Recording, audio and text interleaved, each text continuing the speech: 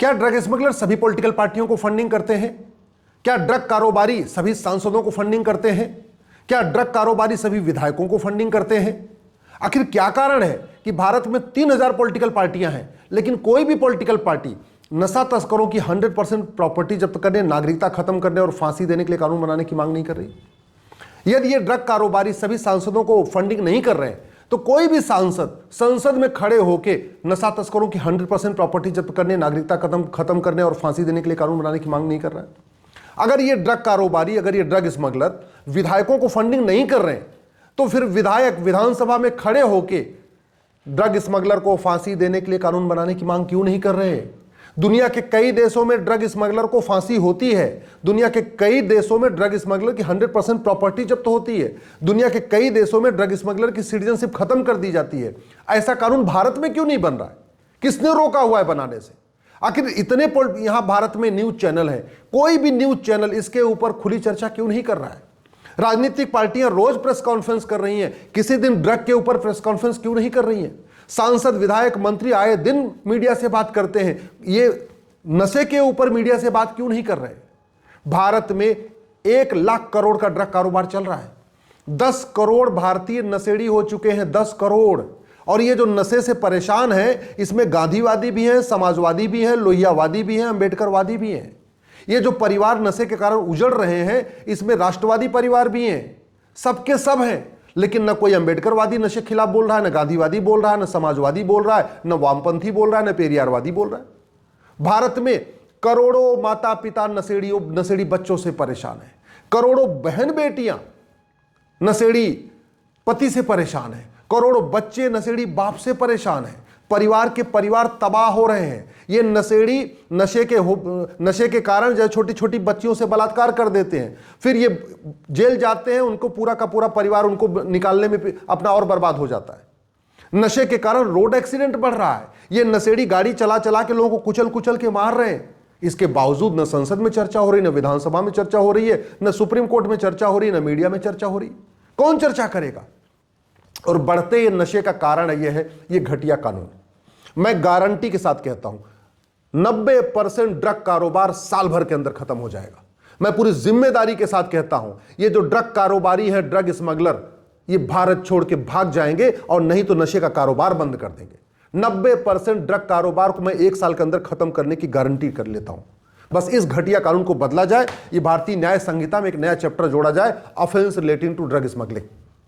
इसमें सेक्शन 111 को बदला जाए और जहां पे ऑर्गेनाइज क्राइम डिफाइन किया हुआ है उसमें ड्रग स्मगलिंग करना, ड्रग एक्सपोर्ट करना, ड्रग की सप्लाई करना, ड्रग से जो भी रिलेटेड है उसको ऑर्गेनाइज क्राइम डिक्लेयर कर दिया जाए। सेक्शन 113 इसमें एक्ट ऑफ टेररिज्म है। बस केवल इतना करना है कि ड्रग कारोबार को, ड्रग स्मगलिंग को एक्ट ऑफ टेररिज्म डिक्लेयर करना है, क्योंकि आतंकवाद है। आतंकवादी तो कुछ लोगों को, गिने चुने लोगों को मारते हैं। आतंकवादी तो 20 लोगों को मारते हैं, 50 लोगों को मारते हैं। और ये ड्रग कारोबारी तो भारत में हर साल लाखों लोगों को मार रहे हैं। नशेड़ी छोटी छोटी बच्चियों का बलात्कार करके मार रहे हैं। किसके कारण? नशे के कारण। नशेड़ी गाड़ियों से कुचल कुचल के लोगों को मार रहे हैं, रोड एक्सीडेंट करके मार रहे हैं। किसके कारण? नशे के कारण। तो एक तरीके से ये ड्रग कारोबार, ड्रग स्मगलिंग, ये एक्ट ऑफ टेररिज्म है। लेकिन सेक्शन 113 में ड्रग स्मगलिंग को एक्ट ऑफ टेररिज्म डिक्लेयर नहीं किया। ये ड्रग कारोबारी धीरे धीरे पॉर्न एडिक्ट हो रहे हैं। पूरी की पूरी जनरेशन हमारी बर्बाद कर रहे हैं। ड्रग के कारण पूरी जनरेशन बर्बाद हो रही है। ये अपने आप में वेजिंग वॉर है।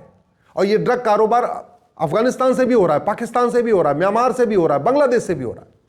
और जो वेजिंग वॉर है उसके लिए सेक्शन 147 है, लेकिन उसमें ये लिखा नहीं है कि हाँ ड्रग स्मगलिंग ये अपने आप में वेजिंग वॉर है। मैं गारंटी के साथ कहता हूं ये जो सेक्शन 152 है, ये जो हमारी राष्ट्रीय सुरक्षा के लिए खतरा है, उसमें ड्रग कारोबार को राष्ट्र की सुरक्षा के लिए खतरा घोषित करना चाहिए। ये अपने आप में हमने एनएसए बना रखा है, नेशनल सिक्योरिटी एक्ट बना रखा है, लेकिन इसमें लिखा ही नहीं है कि ड्रग स्मगलिंग हमारी राष्ट्र की सुरक्षा के लिए खतरा है। हमने अनलॉफुल एक्टिविटी बना रखा है, यूएपीए बना रखा है, हमने इसमें लिखा ही नहीं है कि ड्रग स्मगलिंग करना, ड्रग होर्डिंग करना, नशा बिकवाना ये अपने आप में अनलॉफुल एक्टिविटी है। हमने ड्रग कारोबारियों का narco polygraph brain mapping test अनिवार्य करने के लिए आज तक कानून बनाया नहीं।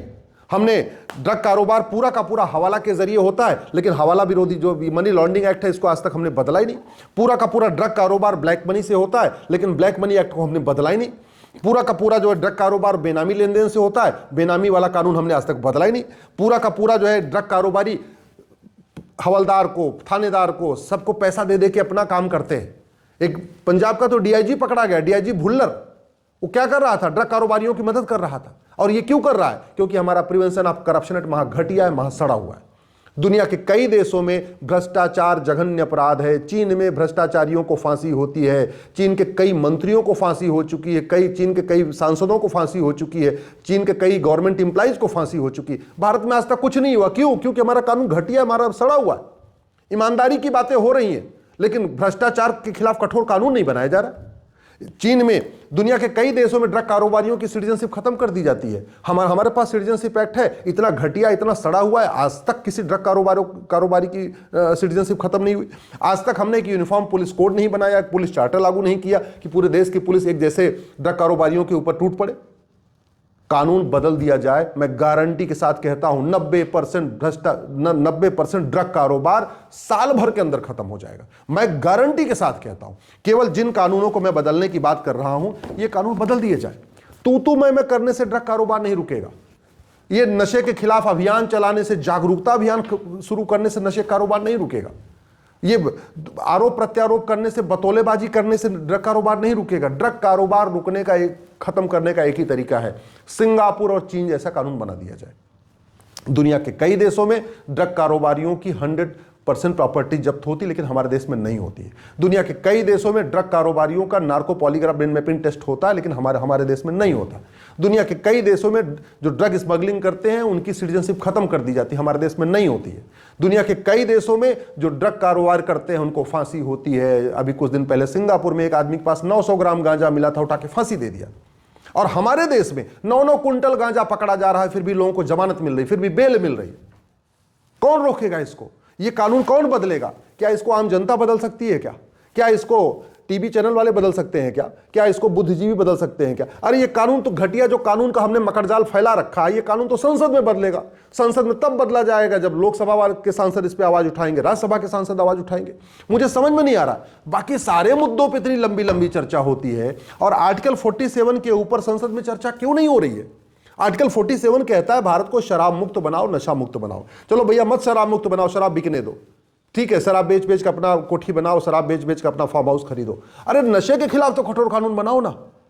और फिर जब अगर संविधान की शपथ ले रहे हैं आप, तो संविधान की लिखी हुई बात को अगर आप लागू नहीं करेंगे तो फिर किस बात की शपथ? संविधान की शपथ लेने के कारण ही वेतन मिलता है, भत्ता मिलता है, गाड़ी मिलता है, बंगला मिलता है। संविधान की शपथ लेने के कारण ही फ्री एयर टिकट मिलता है, फ्री रेल टिकट मिलता है, आजीवन पेंशन मिलता है। और संविधान की शपथ आपने लिया है तो संविधान में लिखी हुई हर चीज को लागू करना आपकी जिम्मेदारी है। और आर्टिकल 47 कहता है कि नशाबंदी होनी चाहिए, शराबबंदी होनी चाहिए। बाबा साहब अंबेडकर भी यही कहते थे कि नशाबंदी शराबबंदी हो, इसलिए आर्टिकल 47 आया। लेकिन कोई अंबेडकरवादी आर्टिकल 47 लागू करने की मांग नहीं कर रहा है। महात्मा गांधी कहते थे नशाबंदी होनी चाहिए, शराबबंदी होनी चाहिए, और आर्टिकल 47 भी कहता है, फिर भी कोई गांधीवादी नहीं कह रहा है कि हाँ नशाबंदी शराबबंदी करो। कोई पेरियारवादी नहीं कह रहा नशाबंदी शराबबंदी करो। और सबसे आश्चर्य की बात, वंदे मातरम, भारत माता की जय बोलने वाले राष्ट्रवादी भी नहीं कह रहे नशाबंदी शराबबंदी करो। कोई राष्ट्रवादी भी नहीं कह रहा है कि इन घटिया कानूनों को बदलो, सिंगापुर जैसा कानून लाओ, चीन जैसा कानून ले आओ, कठोर कानून बनाओ, इन भारत को नशा मुक्त बनाओ। इतनी समस्याएं बढ़ती जा रही हैं, डिप्रेशन बढ़ रहा है, आत्महत्या बढ़ रही है। कई बार तो मैंने ऐसे भी देखा है कि जहां माता पिता बच्चे के नशेड़ी होने के कारण आत्महत्या कर ले रहे हैं। बच्चा इतना ज्यादा वहां पे दिक्कत कर रहा है, इतनी परेशानी कर रहा है। कितनी बार ऐसा देखा गया है, पत्नियां, बहन बेटियां नशेड़ी पतियों के कारण आत्महत्या कर ले रही है, बच्चे घर छोड़ के भाग जा रहे हैं, इतना सब कुछ हो रहा है। और अभी घटना आई है, यूपी में एक नशेड़ी ने अपनी पत्नी का पेट फाड़ दिया, हरियाणा में एक नशेड़ी ने अपनी मां को मार दिया, राजस्थान में एक नशेड़ी ने अपने बाप को मार दिया। एक बहन समझा रही थी बिहार में अपने नशेड़ी भाई को, उसने अपनी बहन को मार दिया। अभी इसके पहले आया था एक घटना, भाई समझा रहा था नशेड़ी भाई को नशा मत करो, उसने भाई को मार दिया।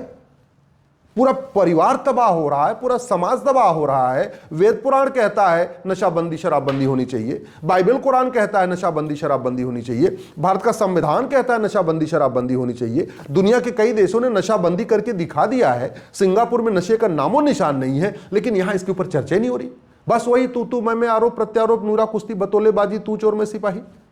मेरा आपसे आग्रह है, अब कम से कम जाग जाइए, भारत को बचा लीजिए और नशाबंदी करिए।